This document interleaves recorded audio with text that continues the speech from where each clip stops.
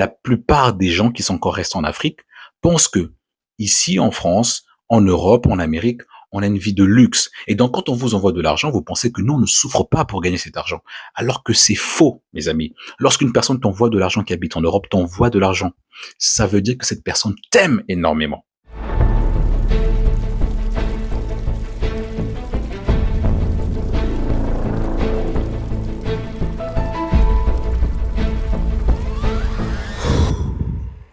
On remarque que la plupart des personnes qui habitent, on va dire, en Europe, en Amérique, sont très persécutées par nos propres frères et sœurs qui sont restés en Afrique. C'est vraiment très triste parce que on se rend même pas compte en fait de la difficulté, on se rend même pas compte des réalités en fait qui se passent, on va dire, ici en France, en Italie, en Angleterre, en Espagne, en Amérique. Parce que la plupart des gens qui sont restés en Afrique pensent que ici, on va dire en Europe, on a une vie de pacha, on a une vie de luxe, on dort sur de l'argent, alors que ce n'est vraiment pas le cas. Et j'ai eu le temps de parler avec plusieurs personnes, c'est-à-dire des mamans, des papas, des amis, des oncles, vraiment de toute communauté, je veux dire, hein, que ce soit des gens du Sénégal, du Mali, du Congo, du Bénin. Vraiment, tout le monde redit la même chose, que ce soit même en Côte d'Ivoire. C'est-à-dire que tout le monde répète la même chose. On a l'impression que nous qui sommes ici en Europe ou encore en Amérique, on est mieux traités ici que chez nous-mêmes, alors que ça ne devait pas être le cas. C'est-à-dire que les étrangers sont mieux traités chez nous que nous-mêmes, on va dire, chez nous. Donc, je trouve ça vraiment très dommage. C'est pourquoi je voulais vraiment aborder ce sujet. Parce qu'il faut comprendre que habiter en France, habiter en Europe, on va dire, ou encore en Amérique, ce n'est pas forcément le bonheur pour nous. Oui, il faut le dire, mes amis. On se sent mieux, on va dire, en Europe, en Amérique, plutôt qu'en Afrique. Parce qu'il faut le dire, on est persécuté chez nous. On est tué, on est maltraité. Et je trouve ça vraiment très dommage. Je me dis, mais attends, on a non peur de rentrer chez nous parce que ceux qui sont restés, les personnes qui sont restées, on va dire, en Afrique, pensent que ici, nous, en Europe, ou encore en Amérique, on vit une vie de luxe. Alors que ce n'est même pas le cas.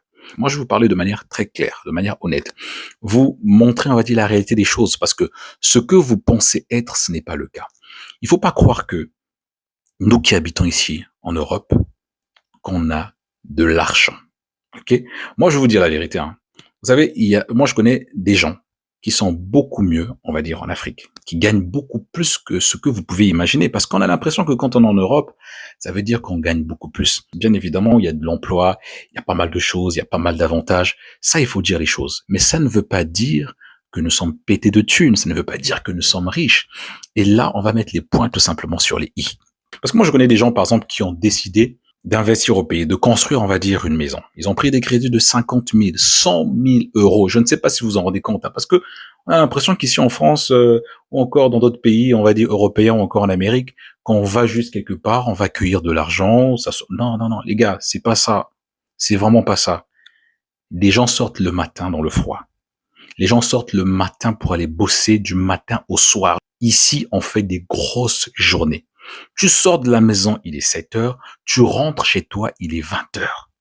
Donc, à un moment donné, lorsqu'une personne t'envoie quand même de l'argent, ça veut dire que cette personne t'aime, mon ami. Non, enfin, il faut qu'on se dise les choses claires. Moi, par exemple, pour ma part, lorsque je sors le matin et que je rentre le soir et que je t'envoie quelque chose, ça veut dire que je t'aime énormément. Et moi, j'ai vu des amis, j'ai vu des papas, des oncles, des tantes qui ont pris des crédits de 50 000 euros, 100 000 euros pour construire, on va dire, une maison et pour monter un business. Et qu'est-ce qu'ils ont eu en retour? Peanut, ils n'ont rien eu. Zéro, nada.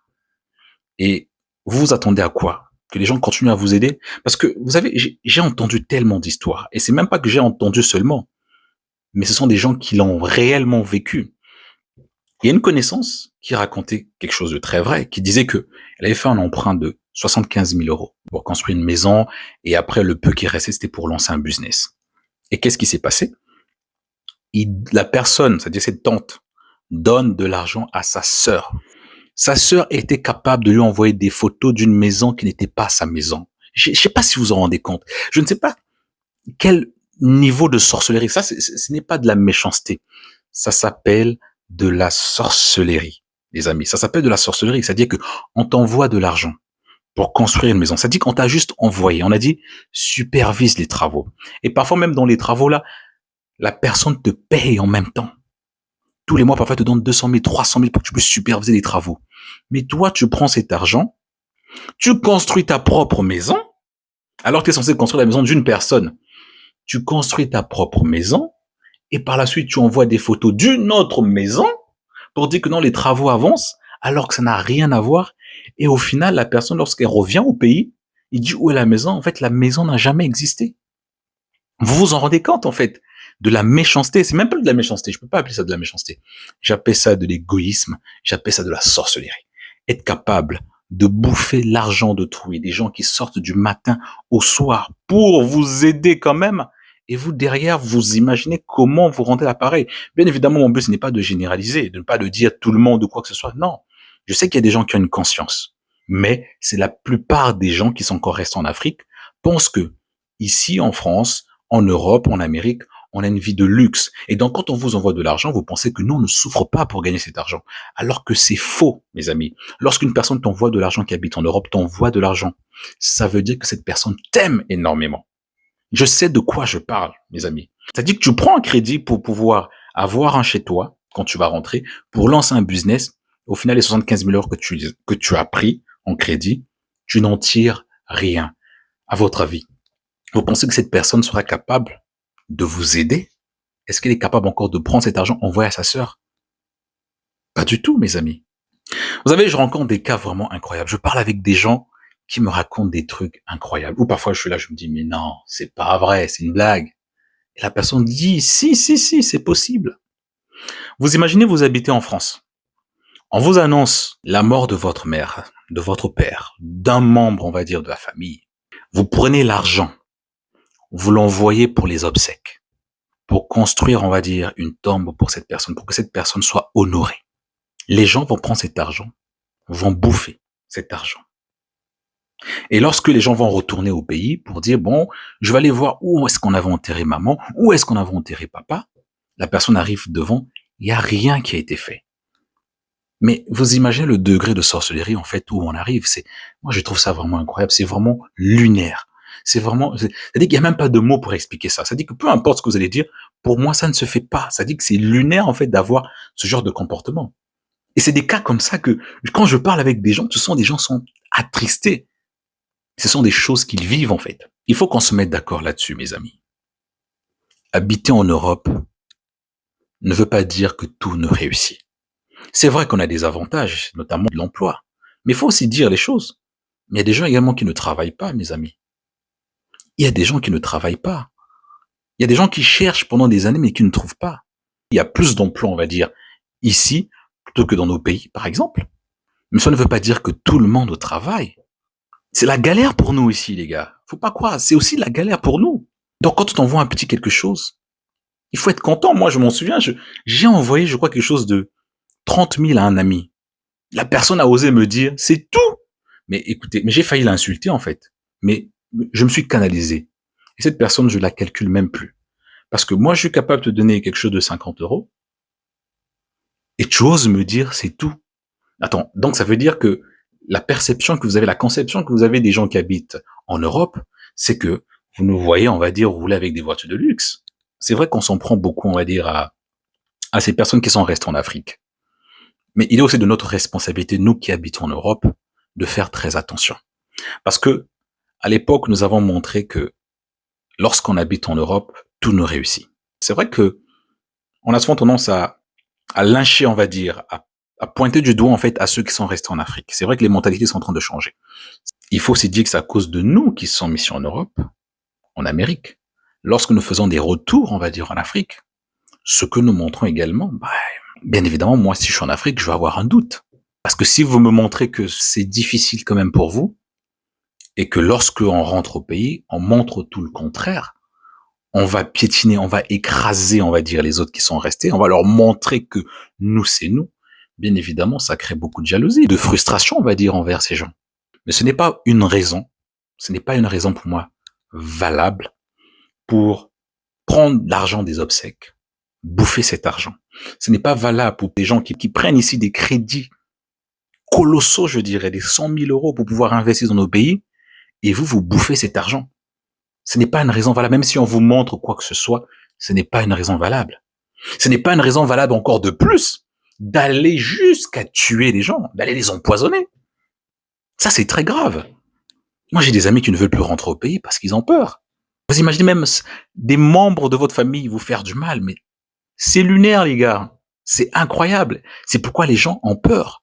Il faut le dire, c'est que aujourd'hui, les Africains qui sont en Amérique ou encore en Europe sont en insécurité partout parce que même ici, parfois, on est persécuté. Et lorsqu'on veut rentrer chez nous-mêmes, on n'est pas aimé, on n'est pas apprécié.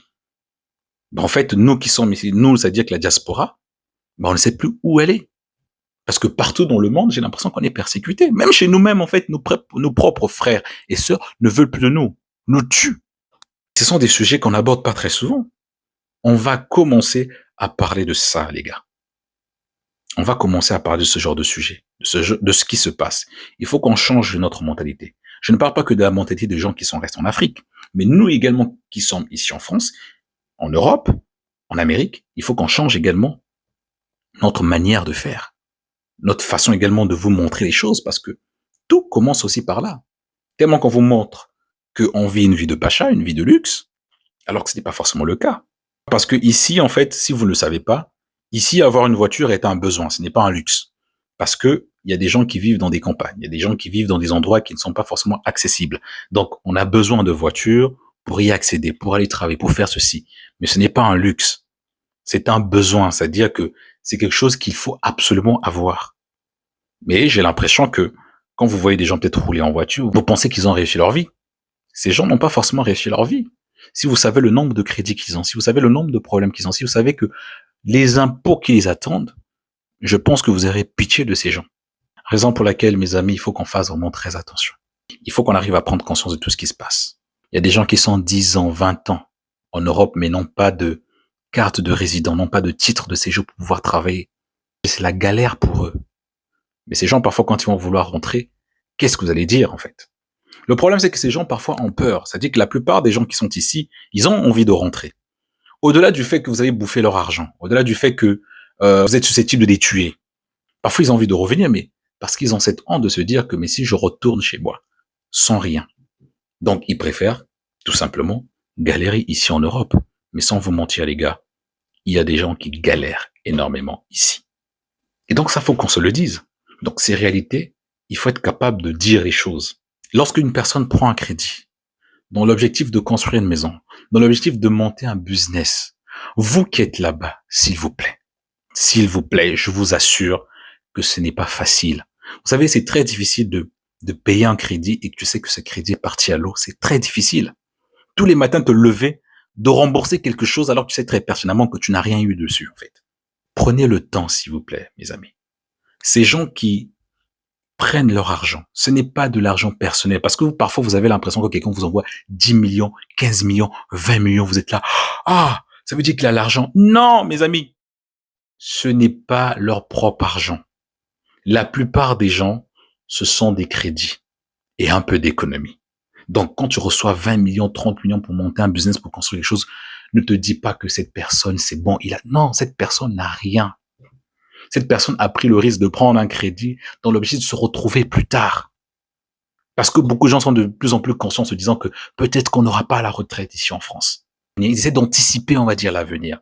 Et vous prenez cet argent, vous bouffez tranquillement. Et le pire, c'est que vous dormez tranquillement. Mais c'est quel genre de comportement, mes amis? Toutes ces personnes, c'est pas parce que tu reçois 10 millions, 15 millions, 20 millions. Ce n'est pas de l'argent propre. C'est de l'argent emprunté à la banque. Et parfois même, on a du mal à rembourser cet argent, mes amis. Donc, lorsqu'une personne te fait confiance, quelqu'un de la diaspora te fait confiance, ah, écoute mon ami, ah, écoute mon frère, ah, écoute maman, ah, écoute tonton, j'ai envie de monter un business, j'ai envie de faire ceci. Ce n'est pas forcément que cette personne a de l'argent. C'est juste que cette personne anticipe, prévoit l'avenir. Et alors, donc, ensemble, on devrait tout simplement se souder. Ensemble, il faut se souder pour qu'on puisse se dire que d'accord, ah mon frère, toi qui es là-bas, d'accord, toi tu as l'opportunité de travailler, moi aussi je n'ai pas l'opportunité. Donc on va créer un petit business, comme ça ensemble on va avancer, on va avancer. C'est ça normalement. Mais vous, on vous envoie de l'argent, vous le gardez pour vous. Vous prenez des photos des maisons d'autres personnes. Vous prenez des photos des tombes. Ça c'est grave, c'est très très grave. Vous prenez des photos des tombes d'autres personnes, croyant que maman est enterrée là, papa est enterré là. Tu arrives au pays, tu dis, mais oui, mais j'avais vu une photo de la tombe. Non, ils ont bouffé de l'argent. Et le pire, quand tu essaies de parler, c'est toi le méchant. ou c'est toi la méchante? Bon, nous qui sommes ici dans la diaspora, on est censé se comporter comment envers ce genre de personnes? Parce qu'encore une fois de plus, ce n'est pas tout le monde qui se comporte comme ça. Mais envers ces personnes qui se comportent comme ça, on est censé se comporter, nous, ici, on est censé se comporter comment? Je connais beaucoup de gens qui fuient même les appels, ici en France, qui ne rentrent même plus sur WhatsApp parce qu'ils se disent que non, non, non, non. Parce qu'aujourd'hui, c'est beaucoup plus facile. Vous savez, à l'époque, c'était difficile, hein. À l'époque, pour appeler quelqu'un qui était en Europe, qu'est-ce qu'il fallait? Il fallait aller dans une cabine, appeler, ça coûtait de l'argent. Mais aujourd'hui, avec WhatsApp, c'est devenu facilement accessible. Et les gens maintenant désinstallent des WhatsApp ou essaient d'être de moins en moins sur WhatsApp parce que dès qu'ils voient les appels, c'est des appels du pays, ils prennent la tête, maman avalait le marteau, tontine ceci. Ça dit que c'est comme si, nous ici, ça dit que c'est comme si on pouvait résoudre tous vos problèmes là-bas. De la même manière que vous galérez là-bas, faut pas croire, nous aussi on galère ici. Parce que ce que vous ne comprenez pas, c'est que ici, on paye le loyer. Et le loyer représente pratiquement 30 à 50% de ce qu'on gagne. Vous payez un loyer. Vous imaginez ceux qui ont encore des enfants. Il y a des factures d'électricité, d'eau. Faut payer tout ça, les abonnements. Faut manger. Il faut se déplacer. Il faut encore penser aux problèmes de la famille qui reste au pays. Il y a des gens qui n'ont même pas de repos. Tous les mois, l'argent doit partir au pays. Non, c'est pas normal. Il faut savoir comprendre ces gens. Les gens qui sont dans la diaspora ne sont pas forcément riches. Et quand ils essaient de monter des business pour vous aider, vous devez prendre ça au sérieux. Lorsqu'un frère vient te voir, une sœur vient te voir, te dit, faut qu'on monte un business. Ça veut dire que cette personne t'aime, cette personne te fait confiance. Mais toi, tu brises sa confiance. Tu trouves ça normal? Moi, aujourd'hui, je fouille aussi certains appels. Moi, il y a des appels du pays, je ne veux plus. Parce qu'en fait, quand on vous dit qu'on n'a pas, vous ne nous croyez pas. Moi, j'ai des amis, des frères, des sœurs. Quand ils m'appellent, ils me disent, il y a ceci, il y a cela. Moi, je suis l'aîné de la famille, par exemple. J'ai beaucoup de frères et sœurs. On m'appelle ceci, on m'appelle cela, mais je dis, mais j'ai pas. Mais la personne au pays ne te croit pas. Il va même te dire, mais comment toi tu peux manquer même 10 euros? Vous imaginez, ce sont des paroles qui font mal. Quelqu'un te dit que, comment toi tu peux manquer 10 euros? Mais pourtant, cette personne manque d'argent. Ah, mais toi, tu es là-bas en France. Regarde. Ça dit qu'on entend parfois des discours qui nous peinent, en fait. Ce sont des discours qui nous font mal.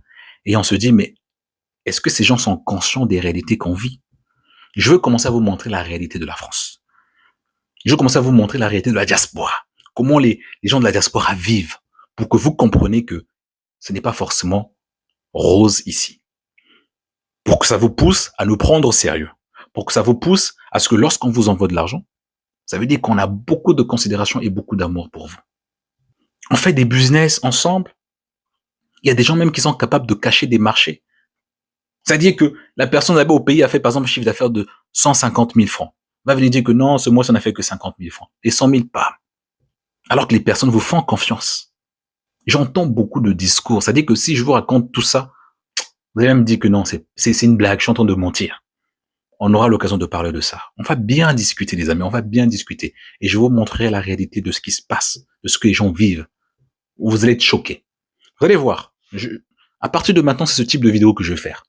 Pour vous montrer de la réalité des choses. Parce que ça fait vraiment mal. Parce que c'est pourquoi on n'évolue pas. Et à un moment donné, je me suis rendu compte, il faut qu'on puisse parler des sujets sur lesquels, en fait, où on va tous évoluer. Parce qu'on ne peut pas parler d'évolution si on ne parle pas de comportement. Et nous, la plupart, que ce soit les gens de la diaspora, que ce soit les gens qui sont restés là-bas en Afrique, on se comporte très mal. La plupart des gens se comportent très très mal. C'est pourquoi on est dans ce genre de situation. On est dans la situation de mendiant. On est en train de manger l'argent. On est en train de manger les choses. Non. À partir de maintenant, on fera ce type de vidéo. Je vous montrerai la réalité des choses. Je vous parlerai. Je vais vous raconter des histoires que vous-même, qui êtes là-bas en Afrique, vous allez même dire que non, c'est pas possible. C'est que vous dites, oui, on souffre ici. Faut pas croire. Je sais que vous souffrez là-bas également. Mais nous aussi, on souffre. Mais j'ai l'impression que vous ne considérez pas notre souffrance, nous qui sommes ici. On doit tout simplement, à chaque fois, vous comprendre, vous. Mais quand est-ce que vous allez nous comprendre, nous qui sommes ici, en Europe, en Amérique? À un moment donné, il faut que vous nous compreniez également. Parce qu'il n'y a pas que nous qui allons vous comprendre. Vous aussi, c'est votre tour, c'est à votre tour de nous comprendre. Les choses deviennent de plus en plus difficiles ici. Et donc, on compte sur vous pour que tous ensemble, main dans la main, qu'on puisse trouver des idées, des opportunités pour que derrière, plus personne n'ait à subir ce qu'on est en train de subir.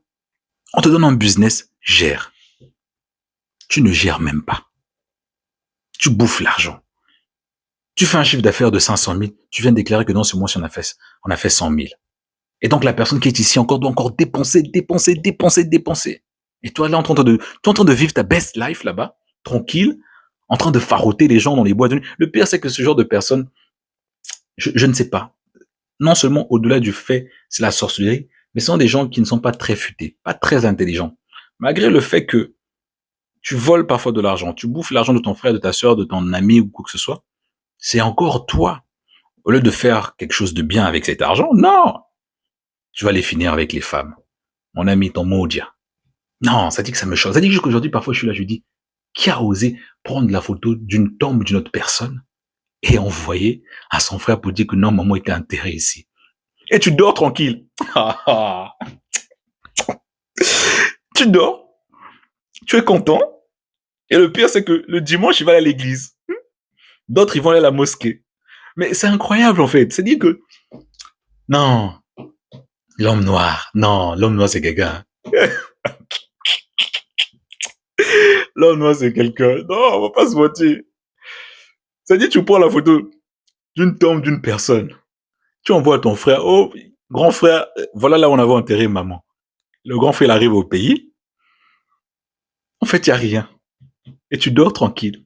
Et tous les dimanches, tu es là en statue. Jésus est doux, oh, Jésus est bon.